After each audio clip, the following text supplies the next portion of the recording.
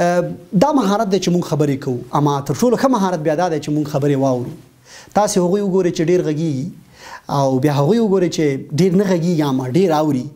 هغوی ډېر ذکي دي، هغوی ډېر باتدبیره دي، هغوی ذکاوت تر نورو لوړ ده. یا په بازار کې چې هیڅوک موږ پیژنو نه، سلام کلام ورسره نه لرو، هغوی ته هم وخت ورکول پکار دي، هغوی سره هم همغږي پکار ده. یو څه ترې رانیسې په یو داسې فکر او انداز یې راونیسه چې تر تا متاثر سي او دی هیله ولري چې تا بیا یو ځل بیا وګوري، دی هیله ولري چې ته دایمي مشتری پاتې شي او بالاخره له همدې امله به دی کوشش وکړي ستا نمبر په خپل ټلیفون کې واخلي، بلکې تا ښه اخلاق کړي، تا ښه چلندونه کړي، تا ښه اورېدونکی وې، ته ښه صابر وې، ته ښه محبت کوونکی یې، ته ښه مینهناک یې او ته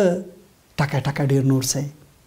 سلامونه، جوړ په خیر، هیله ده ښه وئ، په خیر وئ، سلامت وئ. په یو بل بحث کې تاسو ټولو ته ښه راغلاست وایم. په لومړیو کې له تاسو ټولو څخه زښته زیاته مننه کوم چې ما سره زما د دغو بحثونو لړۍ تعقیبوئ، ګورئ، کمنټونه کوئ او زه ډېر زیات هیلهمند یم چې زما دغه واړه واړه بحثونه نه پوهېږم چې څومره به تاسو ته قانع کوونکي وي، خو زه په دې فکر او په دې هدف کوم چې کیدای سي له یو ملګري له یو دوست سره څه ناڅه مرسته وکړي. او زه له تاسو ټولو څخه غواړم چې هر څه ستونزه وي، هر څه مسله وي، که زما په بحث کې مسله وي یا تاسې ته ځینې ستونزې پیښیږي او که اړینه یې ګڼئ چې موږ پې خپلې تجربې شریکې کړو، کار پې وکړو او تاسو ته یو ویډیو پې جوړه کړو، نو ما ته لطفا لیکئ، مستقیما پیغام هم راته استولی شئ، په کمنټ کې هم راته لیکلی شئ او له نورو لارو هم ما سره رابطه کولی شئ. نن د تیر په څیر په یوې بلې مهم موضوع خبرې کوم، کیدای سي دا موضوع له نورو ډیرو تاسو ته په زړه پورې او جالبه وي. بحث او خبرې دا دي چې زموږ دا اړیکې، دا روابط، دا راکړه ورکړه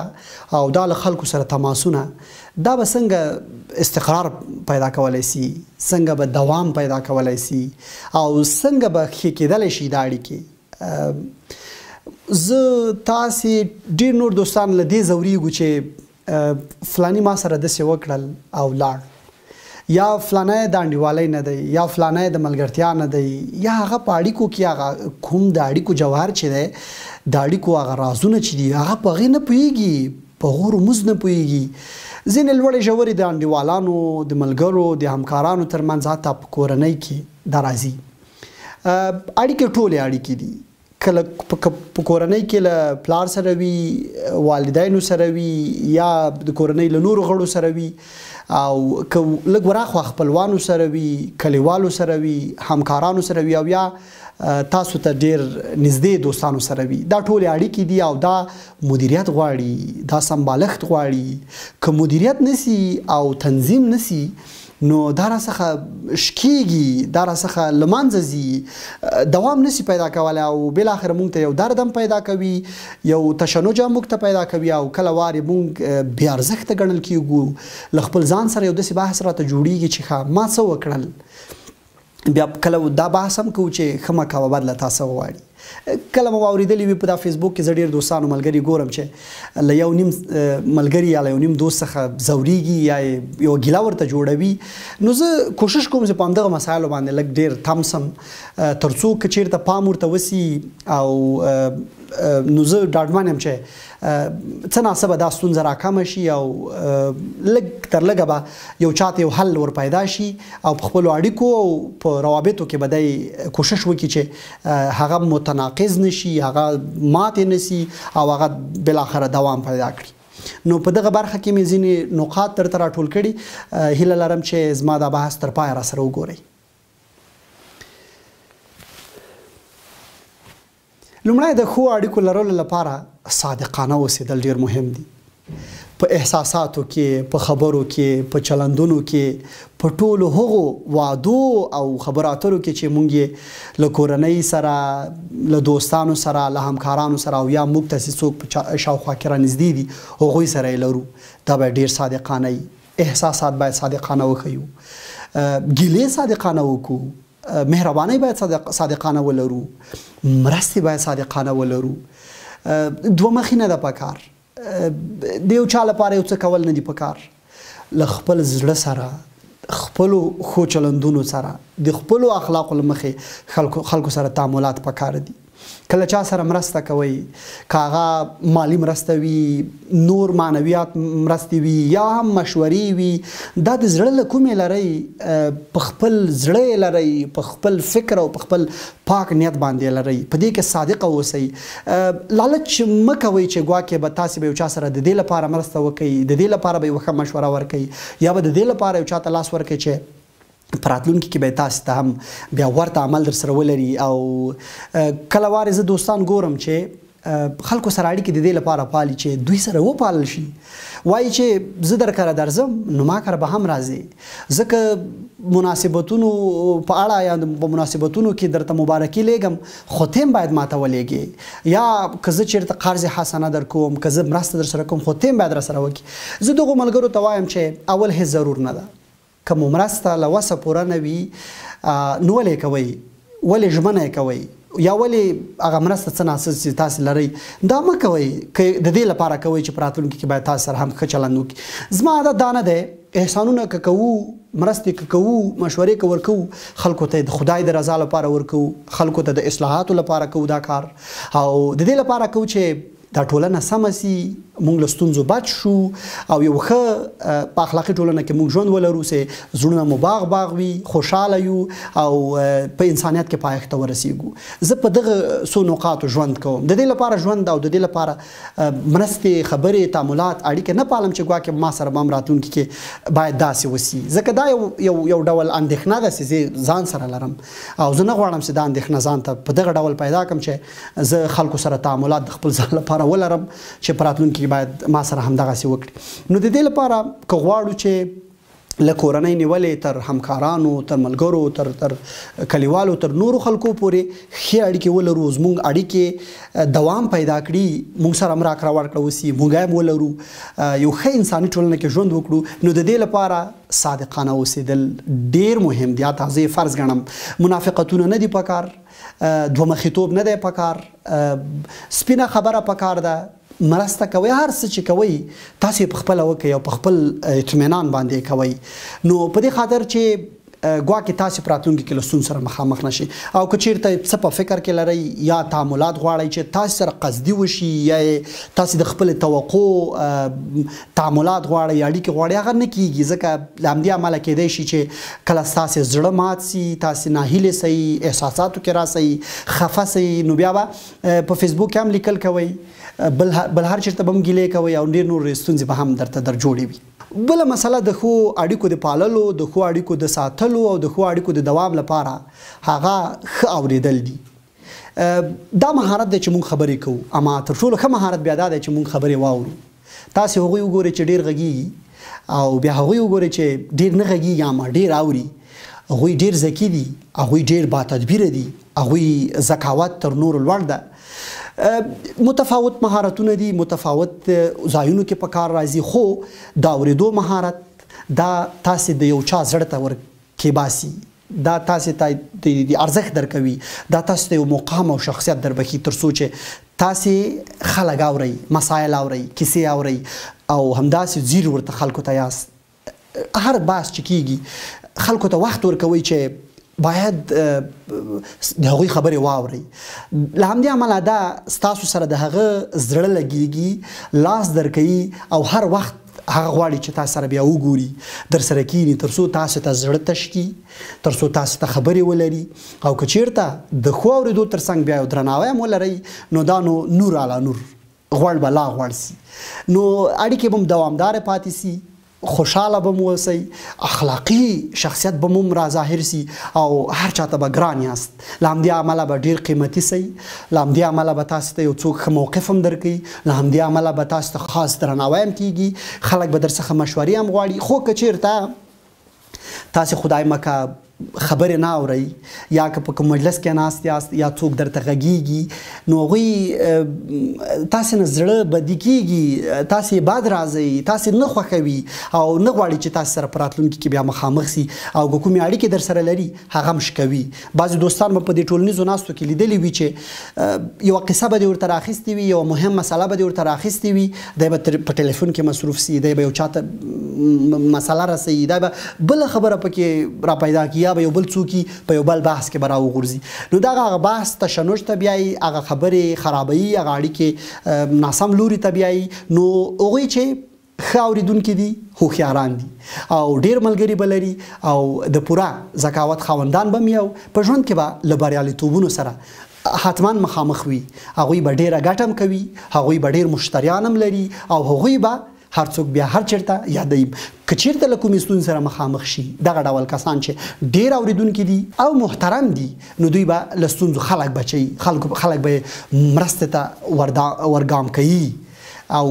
لاس به ورکوي تر څو هیڅ کله هم له ستونزې سره مخامخ نشي بل د ښو اړیکو د دوام او د پایښت لپاره د پاللو لپاره صبر او برداشت مهم دی خدای تعالی له صابرینو سره دی اورېدلی به مو آیت شریف دی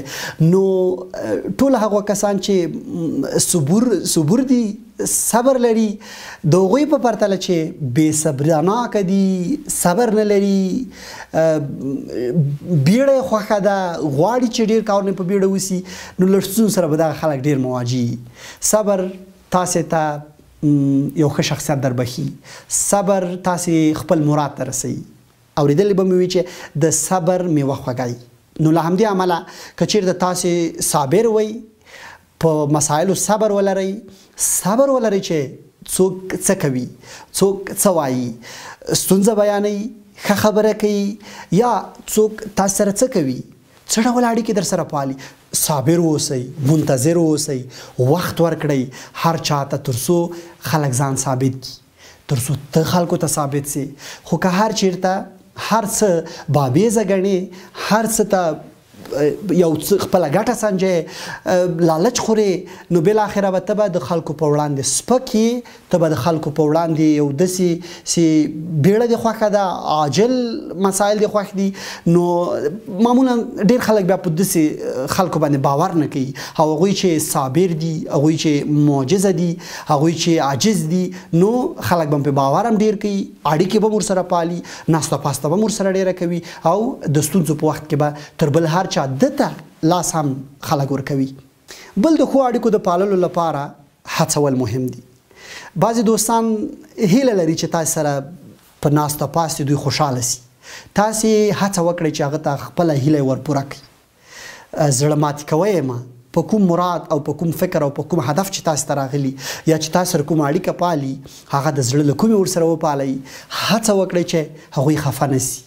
که چیرته د خفګان ستونزې د ګیلې مسله راځي تاسې ور وړاندې سئ هغه حل کوي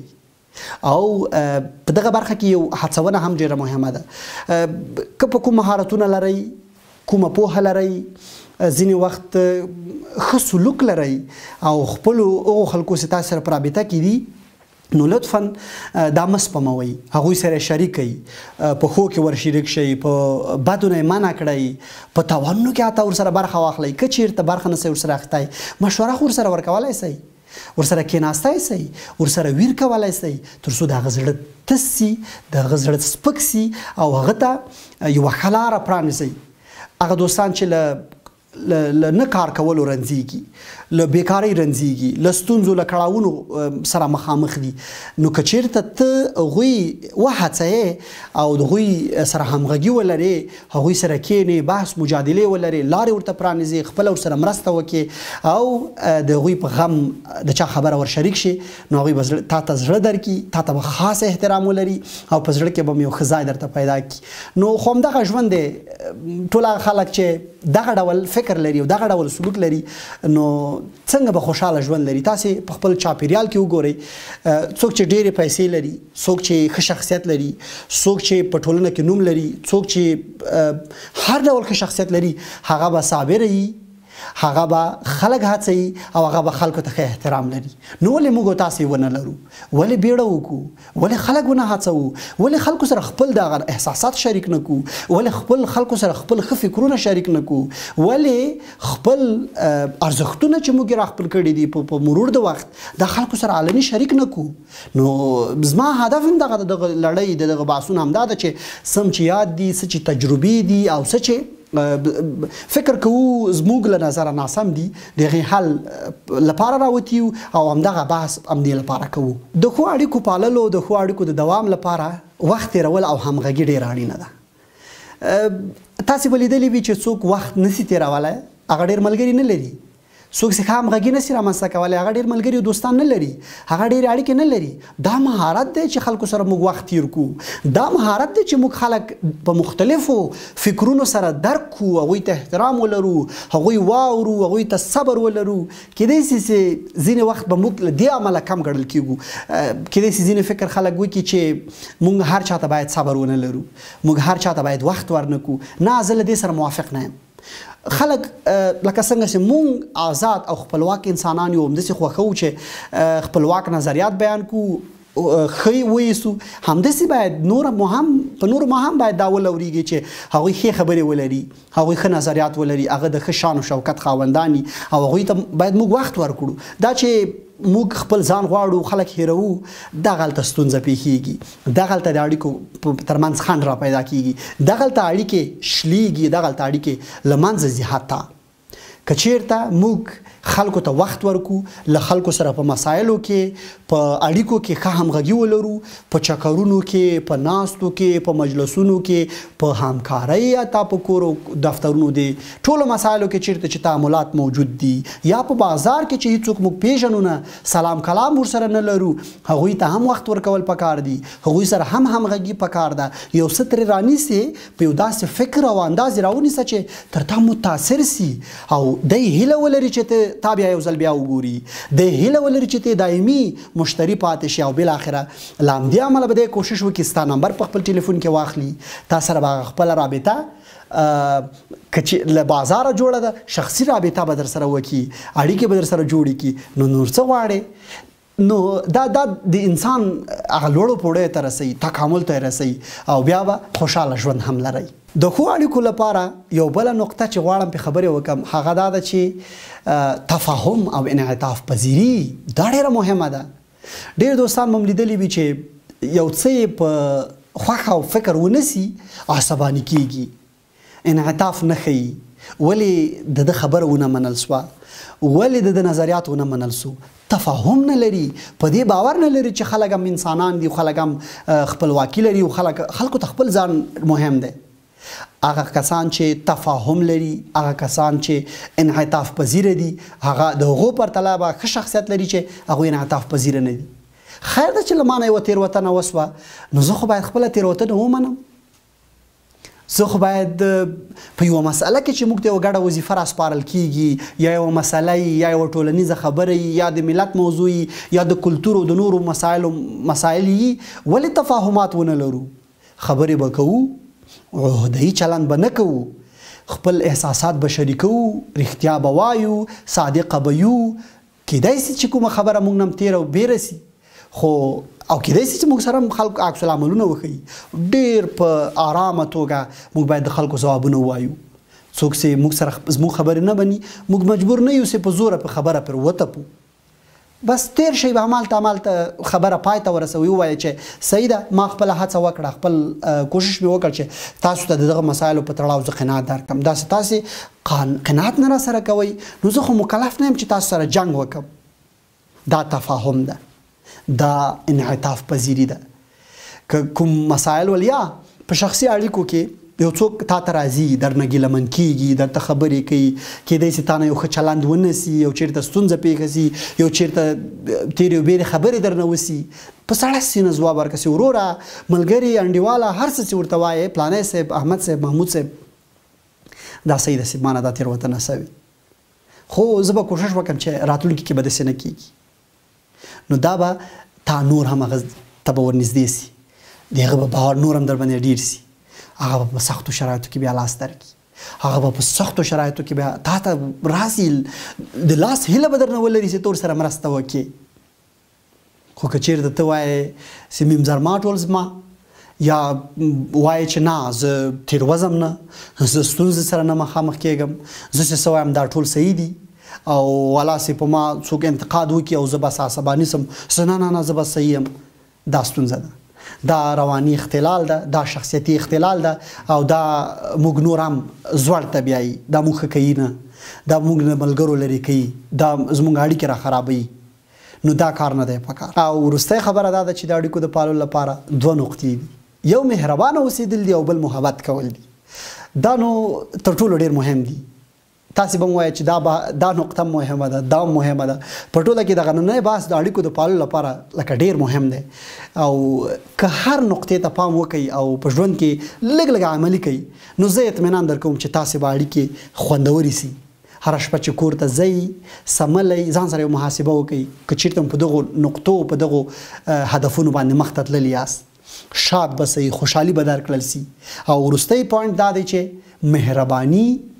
او مینه کول، محبت ښودل. د زړه له کومې هر چا سره مهربانه اوسئ.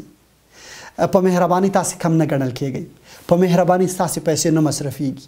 په مهرباني باندې ستاسې بې ارزښتمنه کیږئ نه. بعضې مسایل په دې فیسبوکونو کې زه ګورم، وایي ډېر مهربانه اوسېدل خلک کم ارزښته کوي. خو زه به دا خبره وکړم چې څوک چې ډېر مهربانه دي هغوی ته کم ارزښته دي چې کم اصلي. څوک چې مهربانه دي او اصیلو خلکو ته خپله مهرباني وښیي، په دې سر به یې کښېنئ، په زړه کې به خاص ځای ورته ورکړي. نو فکر وکړئ څومره فرق موجود دی په انسانانو کې. تاسې به لیدلي چې هغه خلک چې مینه ناک دي، هغه خلک چې مهربانه دي، چارې خدای پاک څومره ښې حالوي، څومره له ستونزو سره مخامخ دي. تاسې کله لیدلي مهرباني، محبت کول له خلکو سره، دا ځواک ده، دا هر څوک نه لري، دا مهارت ده. هغه کسان چې دا مهارت را خپل کړي، تاسې به بیا وګورئ چې په مخه به څنګه رڼا کېږي. تاسې به وګورئ چې د ټولنیزې غونډې څنګه تنظیموي، څومره ټولنیزې اړیکې لري، څومره په مړي ژوندي ور شریک خلک لري. نو په ټوله کې په دغو مسایلو چې ما خبرې وکړې، زه بیا هم هیله لرم چې په دې یوې نقطې ته پام وکړو، اهمیت ورته ورکړو او په خپل ژوند کې تطبیق کړو. هیڅوک به رانه خفه هم نه وي. اړیکې چې کومې لرو دا به مو پایښت ته ځي، دوام به پیدا کوي، او په دې سره به ډېر نوي خلک موږ ته راسي. هر چېرته چې تاسې کښېنئ، خلک به در څخه موبایل نمبر غواړي، خلک به بیا در سره تماس نیسي. دا په څه؟ دا خو تا پیسې نه دي مصرف کړي، دا تا نور ارګا و برګا دې نه ده کړې، دا تا چاته څه نه دي ورکړي، بلکې تا ښه اخلاق کړي، تا ښه چلندونه کړي، تا ښه اورېدونکی وې، ته ښه صابر وې، ته ښه محبت کوونکی یې، ته ښه مینه ناک یې، او ته ټکه ټکه ډېر نور څه یې. تا ته خپل غټ شخصیت در بخلی ده. خلک غواړي چې همدغسې خلکو سره واوسېږي. خلک نه غواړي چې بدو عملي یا له ستونزو ډکو خلکو سره ژوند وکړي، یا خدای مکه داسې خلکو سره واوسي چې په ټول عمر یې په لهو لعب کې تېر سوی. هر څوک هیله لري چې ښه ملګری ورسره وي، هر څوک هیله لري چې داسې یو چا سره واوسېږي، داسې یو چا سره لاس په لاس سي، داسې یو چا سره مسیجونه وکړي، داسې یو چا سره ناسته پاسته مجلسونه او چکرونه ووهي چې که په فیسبوک کې عکسونه خپاره کړي، خلک فکر وکړي وویاړي پرې چې الحمدلله څومره یو ښه ملګری لري، کورنۍ پرې وویاړي، دوستان پرې وویاړي، او هغوی ارمان وکړي چې کاش دغه انډیوال سره زه هم ملګری شم، دغه انډیوال که ته کش کې زه هم لاړ شم ورسره چکر ووهم. نو راځئ چې موږ تاسو ټول دغسې یو څوک واوسو. په دې ژوند کې هېڅ هم نه دي پاتې. دغه واړه واړه چلندونه په دې زموږ مصرف نه کیږي. دا بدنیتونه، حسدونه، حسرتونه، دا نه ده پکار. دا تر اوسه سوي دي. چاته یې خیر ورکړی، چاته یې ګټه ورکړې، هر چاته یې که ګټه ورکړي، منافقتونو، حسرتونو. صحیح ده، د لنډ وخت لپاره به یې موقف لوړ سوی، د لنډ وخت لپاره به یو چا عزت ورکړی، خو یو چاته ورتګ شته که نشته. نو زه دا بحث نور نه اوږدوم. راځئ چې دغو نقطو ته پام وکړو، یو بل ته مینه ورکړو، خوشحاله سو، او د یو بل په غم غمجن سو، او په خوشحالۍ خوشحاله سو. تر بیا ښه وخت.